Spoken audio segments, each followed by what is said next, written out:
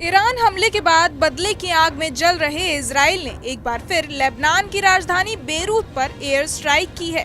Beirut के दक्षिणी उपनगरों में 17 हमले हुए हैं। भीषण हमले के बाद आग लग गई है।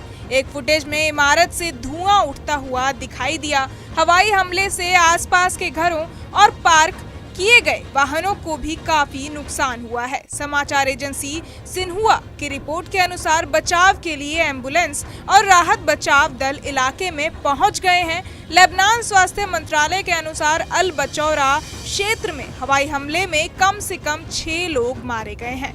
इजराइल ने बयान जारी कर कहा कि बेरूत पर सटीक हवाई हमला किया गया है। सुरक्षा सूत्रों ने कहा कि इसने मध्य बेरूत के बचौरा पड़ोस में संसद के करीब एक इमारत को निशाना बनाया है। लेबनानी व्हाट्सएप ग्रुपों पर तस्वीरें भेजी जा रही हैं। तस्वीरों में क्षतिग्रस्त इमारत दिखाई दे रही है। पहली मंजिल पर आग लगी हुई है। लेबनानी सुरक्षा अधिकारियों ने कहा कि 3 मिसाइलें दहिया के दक्षिणी उपनगरों पर गिरी हैं। ईरान ने इजरायली हमले में चरमपंथी संगठन हिजबुल्लाह के प्रमुख हसन नसरल्लाह और अन्य कमांडरों की मौत के जवाब में इजराइल पर लगभग 200 मिसाइल दागी हैं।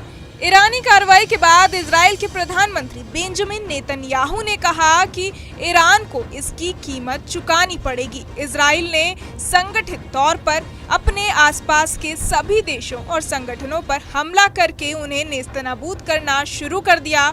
जुलाई 2024 में हमास नेता इस्माइल हानिया मारा गया। पेजर अटैक से इजराइल ने हिजबुल्लाह की कमर तोड़ दी। हसन नसरल्लाह की मौत के बाद ईरान काफी आक्रामक हो गया है। हालांकि वो पहले भी कई मौकों पर इजराइल पर हमले कर चुका है।